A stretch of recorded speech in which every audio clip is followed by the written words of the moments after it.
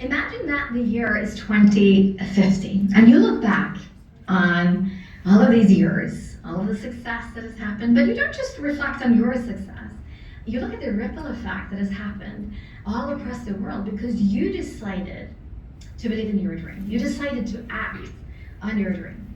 100 million customers served because of the Zinzino community. 100 million lives touched because we as a community continued to show up. Now, these are not just the numbers that we work towards. This is our mission. And I genuinely would like the women in Zinzino to lead the way together with me. It is such an honor to be here with you today, and it feels a little extra special because it's rare that we gather our female leaders in one room, shoulder to shoulder, heart to heart, sewing into each other's lives. And I was thinking really hard, like, what do I want to sew into your life during the short time that we have available? And I think that it really boils down to this. Please step up your vision, dare to speak it out loud, and act with confidence. Marianne Williamson once said this famous quote, "Your playing small does not serve the world. There is nothing enlightening about shrinking yourself so that people around you won't feel insecure."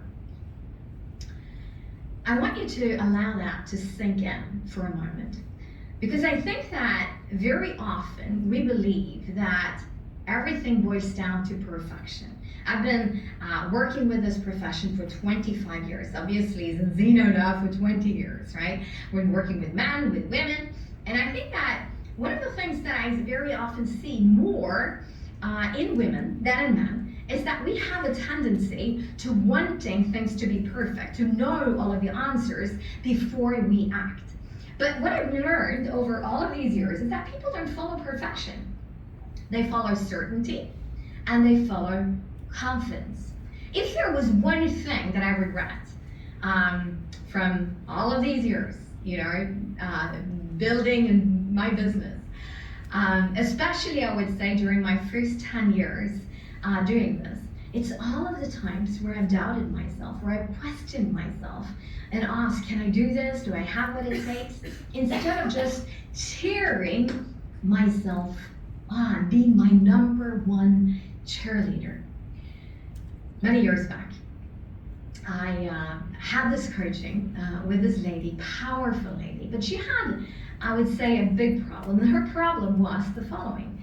She struggled so hard with writing down her goals and speaking them out loud. And at one point I asked her, why is this such a struggle for you? Like, why is this such a problem? And she said, well, I don't know how I can say with integrity how the future will be. I want you to look down on your shoes. Pay attention to your shoes.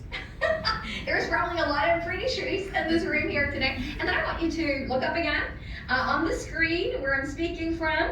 And then I want you to observe in this room, there is not just sunlight, there is actual light coming from electricity. My point. The reason why you have your shoes on, the reason why I can be here with you, even though I'm in Norway, recording this message for you, the reason why there is light in the middle of darkness is because someone had a dream. Someone dared to believe in their dream, and then they moved on it. Now, there's probably a lot of good advice I could give you on building your confidence as a person in this business, but at least what I know is that it's boiled down to two specific things for me when it comes to, when I'm talking about building my business confidence.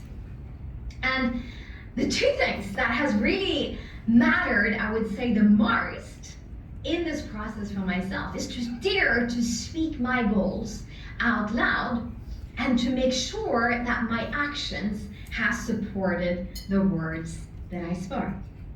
And when we first set out to achieve 1 million customers, the majority of the people around us, they didn't believe in us. Or maybe they believed in us, but they didn't necessarily believe in that specific goal, right? It was too big for the majority to actually believe it. But we kept on repeating it every meeting, every presentation, every time we were on stage. And I think it actually took 2 years before I heard one of our leaders repeat that goal out loud on a stage. It was the same when we totally, massively upgraded the goal from 1 million to 100 million. The majority didn't repeat it, right? But we kept on repeating it again and again and again and again. Maybe some of you are sitting here in this room and you're like, oh, these people are crazy. How can they believe in 100 million customers? Well, actually today, even though we did feel a little crazy at first, I'm going to be honest with that, right? But I would say that today it's crazy not to believe. And you know the numbers probably as well as myself. Already over 500 million people are currently using an omega-3 supplement. They've already said, I'm willing to use my money on this. I want this to work for my body. But still we do know from all of our statistics that 97% is still not within the recommended zone. They still they're still not achieving balance. And we do have the solution.